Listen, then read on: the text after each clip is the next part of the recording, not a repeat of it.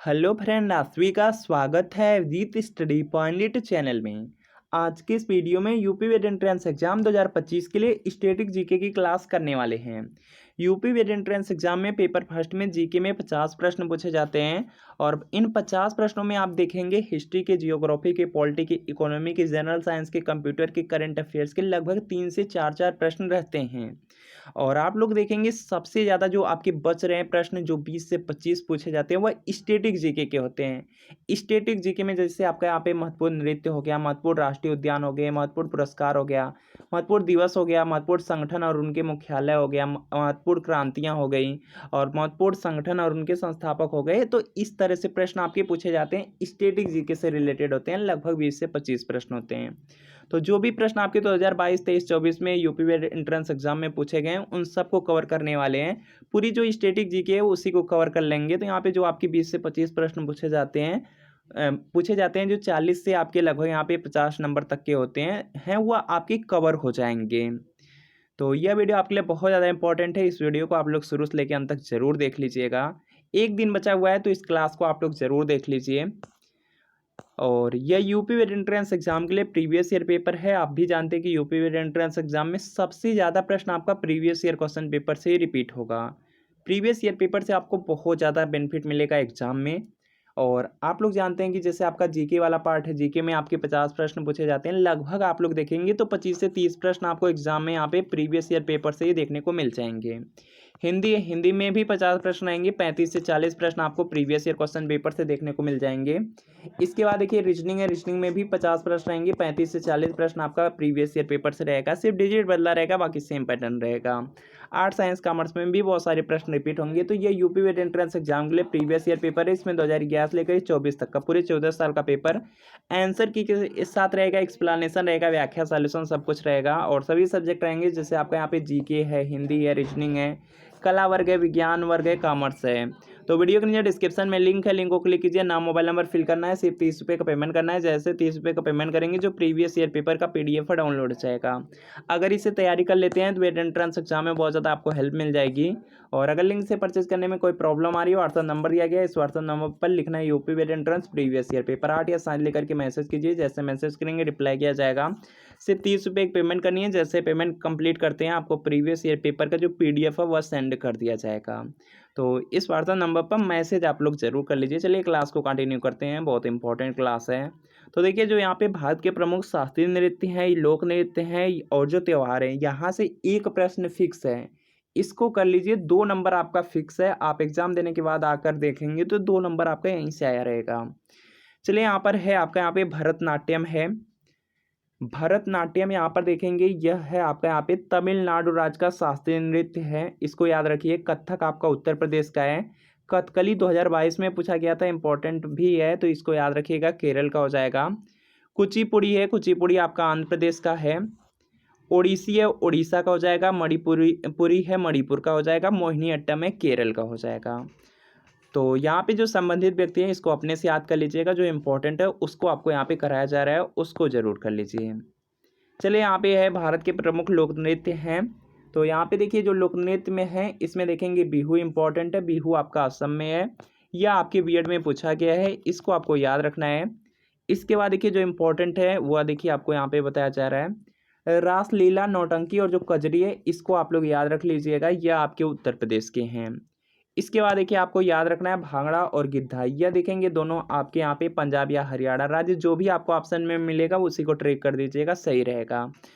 और इसके बाद देखिए घूमर इंपॉर्टेंट है। घूमर आपका यहाँ पे राजस्थान राज्य का है।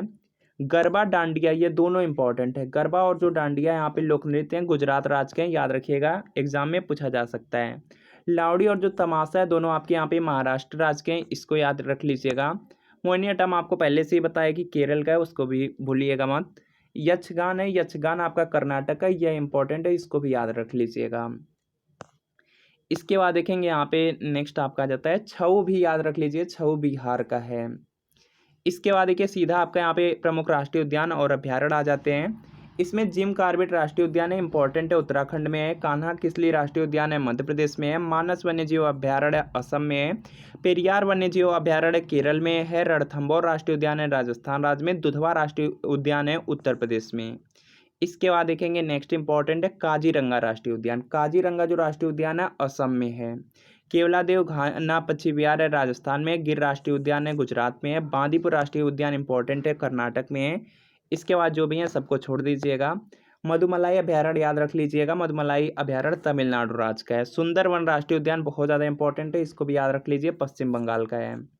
चलिए अगला यहाँ पे आ जाता है प्रमुख पुरस्कार एवं सम्मान। आपसे डायरेक्ट प्रश्न पूछा जाता है कि कौन सा यहाँ पे पुरस्कार का नाम दिया रहेगा, किस क्षेत्र में दिया जाता है, यह आपसे पूछा जाएगा। तो मैन बुकर पुरस्कार है साहित्य में दिया जाता है। नोबेल 6 क्षेत्रों में दिया जाता है। यह दोनों बेसिकली नहीं पूछे जाएंगे एग्जाम में। नोबेल पुरस्कार की शुरुआत पूछा जा सकता है 1901 कर लीजिएगा। कलिंग पुरस्कार इंपॉर्टेंट है। कलिंग पुरस्कार विज्ञान के क्षेत्र में, ऑस्कर पुरस्कार फिल्म के क्षेत्र में। जो मैग्सेसे पुरस्कार है सरकारी या जनसेवा के लिए दिया जाता है।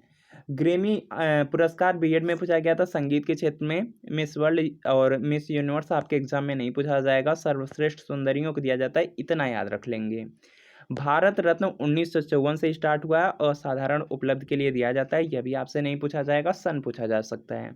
ज्ञानपीठ पुरस्कार साहित्यकार को दिया जाता है, याद रख लेंगे, इंपॉर्टेंट है। अर्जुन पुरस्कार खिलाड़ियों को दिया जाता है।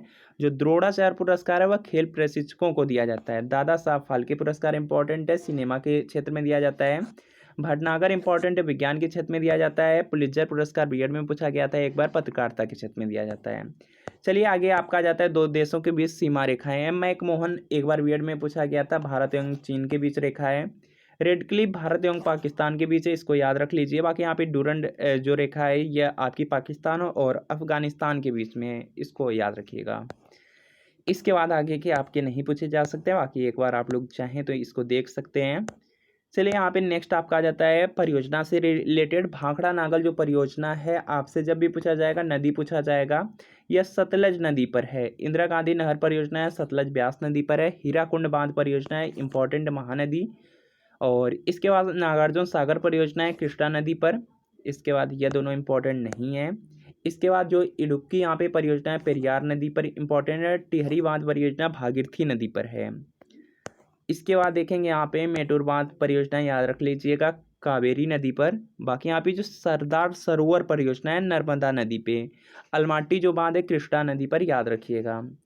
चलिए यहाँ पे नेक्स्ट पॉइंट देखते हैं। यहाँ से प्रश्न बनने के बहुत ज़्यादा चांसेज रहते हैं। ईयर अपने से देख लीजिएगा। बाकी यहाँ पे जो संगठन संस्थापक है उसको आपको बता दिया जा रहा है। आत्मीय सभा के जो संस्थापक है राजा राम मोहन राय है। ब्रह्म समाज की स्थापना राजा राम मोहन राय ने किया है। और इसके बाद देखेंगे यहाँ पे प्रार्थना समाज है, डॉक्टर आत्मारंग पांडुरंग। आर्य समाज इंपॉर्टेंट है, स्वामी दयानंद सरस्वती हो जाएंगे। और इसके बाद सीधा इंपॉर्टेंट आपका आ जाता है रामकृष्ण मिशन। रामकृष्ण मिशन के जो संस्थापक हैं स्वामी विवेकानंद। सत्य शोधक समाज बीएड में पूछा गया था, ज्योतिबा फुले। इसके बाद forward block Subhash Chandra Bose, Swaraj party Motilal Nehru. इसके बाद सीधा होम रूल लीग वाला याद रख लीजिएगा, एनी बेसेंट व तिलक। और इसके बाद सब छोड़ दीजिएगा। इसके बाद एशियाटिक जो सोसाइटी है इसको याद रख लीजिएगा, विलियम जोन्स हो जाएंगे। Servants of India society Gopal Krishna Gokhale, इसको याद रख लीजिएगा। इसके बाद मुस्लिम जो लीग है उसको सलीमुल्लाह खां हो जाएंगे, उसको याद रख लीजिए। खिलाफत आंदोलन का संबंध अली बंधु से, इसको याद रख लीजिए। चलिए यहाँ पे सीधा यहाँ पे भारतीय पुस्तकें और उनके लेखक देख लेते हैं। अर्थशास्त्र कौटिल्य की यहाँ पे पुस्तक है, याद रखेंगे, इंपॉर्टेंट है। अष्टाध्यायी पाणिनि की है, इंडिका मेगास्थनीज की है। चलिए यहाँ पे बिल्कुल फास्ट में करते हैं, आप लोग सिर्फ देखते जाइए। मेघदूत कुमार संभवम है, यह कालिदास की है। अभिज्ञान शाकुंतलम है, कालिदास की है। मुद्रा राक्षस विशाखदत्त की है। जो इंपॉर्टेंट है सिर्फ वही कराया जा रहा है, इतना समय नहीं है इसलिए यहाँ पे बहुत सारा स्किप किया जा रहा है। राज तरिंगड़ी है, कल्हड़ की है। हर्षचरित और कादम्बरी दोनों इंपॉर्टेंट है, बाणभट्ट की है। पंचतंत्र विष्णु शर्मा का है। गीत गोविंद कई बार एग्जाम में पूछा गया, जयदेव की है। पृथ्वीराज रासो चंद्रवरदाई की है। स्पीड पोस्ट शोभा डे की है। शाहनामा फिरदौसी की है। आईने अकबरी जो है वह अबुल फजल की है। इसके अलावा अकबरनामा उसको भी याद रख लीजिएगा, अबुल फजल की है। बाबरनामा बाबर हो जाएगा, अकबरनामा अबुल फजल। हुमायूं नामा याद रख लीजिए, गुलबदन बेगम। बुद्ध चरितम अश्वघोष घोष। इसके बाद देखेंगे मालगुडी डेज पूछा गया था बिहार वाले एग्जाम में। मालगुडी डेज आर के नारायण का हो जाएगा, बीएड में भी पूछा गया था एक बार 2022 वाले एग्जाम में। इसके बाद देखिए इंपॉर्टेंट में आपका जाता है यामा महादेवी वर्मा। साकेत और भारत भारती भी याद रख लीजिए। मैथिली शरण गुप्त। वंदे मातरम बंकिम चंद्र चटर्जी। और जो जनगण मन है उसको ये भी याद रख लीजिए, रविन्द्रनाथ टैगोर। और इसके बाद लाइफ डिवाइन अरविंद घोष हो जाएगा। और यहाँ पे देखते हैं इंपॉर्टेंट डिस्कवरी ऑफ इंडिया, यह हिंदी लिखा गया भारत एक खोज, इसी की जगह इंग्लिश लिख करके एग्जाम में आता है Jawaharlal Nehru. Discovery of India के लेखक जवाहरलाल नेहरू। इसके बाद देखिए इंडिया विंस फ्रीडम बीएड में पूछा गया था। इंडिया विंस फ्रीडम पुस्तक के जो लेखक हैं अबुल कलाम आज़ाद है, इसको याद रख लीजिए। गीतांजलि के लेखक रविन्द्रनाथ टैगोर हैं। इंडिया डिवाइडेड के राजेंद्र प्रसाद हैं। सत्यार्थ प्रकाश बीएड में पूछा गया था, स्वामी दयानंद सरस्वती हैं। गोदान गबन और कर्मभूमि Munshi Premchand. My experiment with truth Mahatma Gandhi. Wings of fire है एपीजे अब्दुल कलाम। इसके बाद सब छोड़ दीजिएगा और भारत के प्रमुख त्यौहार आ जाएगा। यहाँ से आप लोगों को 2 ही 3 याद रखिए, जैसे यहाँ पे बिहू याद रख लीजिए, असम का हो जाएगा। ओणम याद रख लीजिए केरल का। छठ आप लोग जानते हैं बिहार का है। पोंगल आपका तमिलनाडु का है। बस 3-4 याद रखिए जो इम्पोर्टेंट है। चलिए अगला यहाँ पे आ जाता है महत्वपूर्ण, यहाँ पे क्रांति आ जाता है। क्रांतियों में हरित क्रांति आप जानते हैं खाद्यान्न उत्पादन से है। नीली क्रांति का संबंध मत्स्य उत्पादन से है। पीली का तिलहन से, रजत का अंडा से, गोल का यहाँ पे आलू क्रांति, श्वेत का दुग्ध, भूरी उर्वरक, लाल मांस उत्पादन और गुलाबी झींगा सुनहरी फल उत्पादन। तो इसमें जो इम्पोर्टेंट वही देख लीजिएगा, जैसे यहाँ पे हरित, श्वेत, नीली, पीली, बस इतना पूछा जाएगा, इससे ऊपर नहीं पूछा जाएगा बीएड में। चट्टानों का वर्गीकरण है तो यहाँ पे आपसे पूछा जा सकता है, या आपका यहाँ पे जियोग्राफी वाला पार्ट आ गया है। तो इसमें देखेंगे जो आग्नेय है इसमें ग्रेनाइट, बेसाल्ट और डायोराइट आता है। और कांतरित में नीस, संगमरमर, क्वार्टजाइट आ जाएगा, ग्रेफाइट भी आएगा। और सादी यहाँ पे जो चट्टानें हैं उसमें चूना पत्थर, बलुआ पत्थर, कोयला आता है। तो इसको एक बार अपने अकॉर्डिंग आप लोग देख लीजिएगा। चलिए यहाँ पे दर्रे भी देख लेते हैं। तो जो आपका यहाँ पे काराकोरम दर्रा है, यही बस इंपॉर्टेंट है, लद्दाख में हो जाएगा। इसके बाद सीधा आ जाइए यहाँ पे जोजिला, पीर पंजाल, बारामूला जो बुर्जिल दर्रा है, और बनिहाल, यह 5 दर्रे हैं जम्मू कश्मीर में, इसको याद रख लीजिए। सिपकिला दर्रा इंपॉर्टेंट है, जिसपे ट्रिक किया जा रहा है, बस वही पढ़िए, हिमाचल प्रदेश।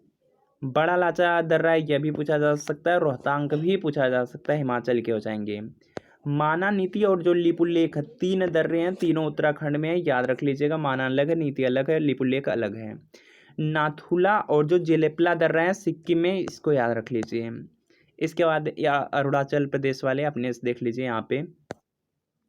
चलिए यहाँ पे महत्वपूर्ण संगठन और उनके मुख्यालय हैं, जल्दी से इसको भी कर लीजिए। यहाँ पे अंतर्राष्ट्रीय मुद्रा कोष है, ये एग्जाम में नहीं पूछा जाएगा, वाशिंगटन है। विश्व बैंक है, वर्ल्ड बैंक, इसका पूछा जा सकता है, वाशिंगटन। या फिर वो बहुत इंपॉर्टेंट है, रोम हो जाएगा। विश्व व्यापार संगठन जिनेवा, विश्व स्वास्थ्य संगठन जिनेवा, यह आपके इंपॉर्टेंट हैं। बाकी यहाँ पे गेट नहीं पूछा जा सकता है, पूछा भी जा सकता है लेकिन जेनेवा है। रेड क्रॉस है, रेड क्रॉस का यहाँ पे जेनेवा, यह इंपॉर्टेंट है। बाकी यहाँ पे एशियाई विकास बैंक जो एडीबी है उसका मुख्यालय मनीला है। दक्षेस को सार्क बोला जाता है, सार्क का मुख्यालय कहाँ पे है, काठमांडू, यह इंपॉर्टेंट है। बाकी यहाँ पे अपने अकॉर्डिंग देख लीजिए। और अंतर्राष्ट्रीय जो न्यायालय इसका मुख्यालय द हेग है, नीदरलैंड में। संयुक्त राष्ट्र संघ इंपॉर्टेंट है, यूएनओ, इसका मुख्यालय न्यूयॉर्क में है। यूनेस्को का मुख्यालय पेरिस में है। यूनिसेफ का मुख्यालय न्यूयॉर्क में है। अपने अकॉर्डिंग आप लोग देखते जाइए, सब इंपॉर्टेंट आपको सिर्फ बताए जा रहे हैं। चलिए यहाँ पे सीधा पंचवर्षीय योजना पे आते हैं। और पंचवर्षीय योजना जो आपका स्टार्ट हुई थी 1951 से 56, 1951 में स्टार्ट हुई थी। जो पहली पंचवर्षीय योजना चली थी 1951 से लेकर के 56 तक, इसमें कृषि पे जोर दिया गया। उसके बाद जो दूसरा आपका था उसमें यहाँ पे जो द्वितीय पंचवर्षीय योजना थी उस पर उद्योग पर जोर दिया गया। तीसरा छोड़ दीजिए, चौथा छोड़ दीजिए, 5वां गरीबी उन्मूलन, इसको याद रख लीजिए। और इसके बाद सब छोड़ दीजिए, बाकी यहाँ पे अपने अकॉर्डिंग देख भी सकते हैं। और चलिए यहाँ पे विटामिनों की कमी से होने वाले रोग भी देख लेते हैं। तो विटामिन ए की कमी से रतौंधी, विटामिन बी की कमी से बेरी, और यहाँ पे इसके यहाँ पे पार्ट वाले हैं तो पार्ट वाले लोगों को छोड़ दीजिए। और चलते हैं यहाँ पे सीधा विटामिन सी पर। और विटामिन सी की कमी से स्कर्वी रोग होता है। विटामिन डी की कमी से रिकेट्स होता है। विटामिन ई की कमी से बांझपन होता है या नपुंसकता होता है, याद रखेंगे। विटामिन के की कमी से रक्त का थक्का नहीं बनता। और विटामिन का रासायनिक नाम पूछा जा सकता है, जैसे विटामिन ए है, इसका रासायनिक नाम रेटिनॉल। विटामिन B1 है, इसका थायमिन। बस 2 ही याद रखिए, बाकी सबका स्क्रीनशॉट ले करके पढ़ लीजिए बाद में। विटामिन सी है, विटामिन सी का एस्कार्बिक अम्ल हो जाएगा। और विटामिन डी का कैल्सीफेरॉल, विटामिन ई का टोकोफेरॉल, और विटामिन के का फिलोक्विनोन। यह क्या है, रासायनिक नाम है। एक प्रश्न और पूछा जाता है विटामिन से रिलेटेड, इसमें पूछा जाता है कि जल में घुलनशील। जल में घुलनशील का मतलब है बी और सी देखेंगे जल में घुलनशील है, वसा में घुलनशील में आपका ADE है, इसको याद रख लीजिएगा, इंपॉर्टेंट है। चलिए महत्वपूर्ण दिवस को भी कवर कर लेते हैं, फास्ट आप लोग करिए जल्दी जल्दी, यहाँ पे देखिए एग्जाम बहुत नज़दीक आ चुका है। राष्ट्रीय युवा दिवस है 12 जनवरी है, विश्व युवा दिवस 12 अगस्त, सब में अंतर आ जा रहे हैं तो इसको भी याद रखिएगा। विश्व कैंसर दिवस है 4 फरवरी, राष्ट्रीय विज्ञान दिवस, यही इंपॉर्टेंट है विज्ञान दिवस वाला। प्रवासी भारतीय दिवस है, यह भी इंपॉर्टेंट है 9 जनवरी। अंतर्राष्ट्रीय महिला दिवस 8 मार्च। 22 अप्रैल को पृथ्वी दिवस मनाया जाता है। मजदूर दिवस 1 मई को। इसके बाद देखिए विश्व पर्यावरण दिवस आपका 5 जून को। विश्व जनसंख्या दिवस 11 जुलाई को, इसको याद रखिए। शिक्षक दिवस 5 सितंबर को। विश्व स्वास्थ्य दिवस 7 अप्रैल को, इसको याद रख लीजिए। विश्व जल दिवस भी याद रख लीजिए 22 मार्च। विश्व एड्स दिवस 1 दिसंबर को। मानवाधिकार दिवस है 10 दिसंबर को। अंतर्राष्ट्रीय योग दिवस 21 जून को है। और इसके बाद सीधा आप लोग आ जाइए यहाँ से, राष्ट्रीय खेल दिवस याद रख लीजिए। राष्ट्रीय खेल दिवस 29 अगस्त को। हिंदी दिवस 14 सितंबर। और इसके बाद विश्व पर्यटन दिवस है 27 सितंबर को। विश्व रेड क्रॉस दिवस 8 मई को। डाक दिवस 9 अक्टूबर को। और यहाँ पे इसको देख लीजिए, यहाँ से प्रश्न आने के चांसेस कम है, बाकी आप लोग देख लीजिए। चलिए यहाँ पे प्रमुख बौद्ध संगतियाँ, इसको भी कवर कर लेते हैं। तो इसमें देखिए जो पूछा जाएगा वो आपसे यही पूछा जाएगा कि किसके शासन काल में हुई थी। प्रथम बौद्ध संगति अजातशत्रु के शासन में, और दूसरी कालाशोक के समय में, तीसरी हुई थी अशोक के समय में, चौथी हुई कनिष्क के समय में। स्थान पूजा जाता है तो यहाँ पे स्थान भी कर लीजिएगा। पहला राजगृह, दूसरा वैशाली, तीसरा पाटलिपुत्र, चौथा कुंडलवन। चलिए यहाँ पे नेक्स्ट देखते हैं। यहाँ पे जैन संगीति भी है। जैन संगीति वैसे एग्जाम में नहीं पूछा जाएगा, बाकी इसको देख सकते हैं। इसके बाद देखिए अनिवार्य न्यूनतम आयु है राष्ट्रपति बनने के लिए 35 वर्ष होना चाहिए। उपराष्ट्रपति के लिए 35 वर्ष, राज्यपाल के लिए 35 वर्ष, उच्चतम न्यायालय के न्यायाधीश के लिए यहाँ पे या सेवानिवृत्त के लिए यहाँ पे 65 वर्ष मैक्सिमम है। उच्च न्यायालय के जो न्यायाधीश होते हैं इसके लिए जो सेवानिवृत्ति है 62 वर्ष रखा गया है। और उच्चतम न्यायालय के जो न्यायाधीश के लिए सेवानिवृत्ति है उसको देखिए यहाँ पे बताया गया 65 वर्ष है। लोकसभा का सदस्य बनने के लिए 25 वर्ष, राज्यसभा का सदस्य बनने के लिए 30 वर्ष, मत देने के लिए 18 वर्ष, मुखिया बनने के लिए 21 वर्ष। चलिए यहाँ पे भारतीय परमाणु विद्युत घर भी हैं। जो तारापुर वाला है वह महाराष्ट्र में, राजस्थान में रावतभाटा है, मद्रास आपका कलपक्कम तमिलनाडु में है। और आपके यहाँ पे जो नरोरा है यह बुलंदशहर में, बुलंदशहर यूपी में पड़ता है। काकरापार सूरतपार में, कैका कर्नाटक में, इसको भी याद रख लीजिए। बस स्टैटिक जीके में और भी बहुत सारे टॉपिक हैं जो छूट रहे हैं, उसको देखेंगे। उसका जो PDF होगा वह आपको टेलीग्राम चैनल पर प्रोवाइड कर दिया जा रहा है।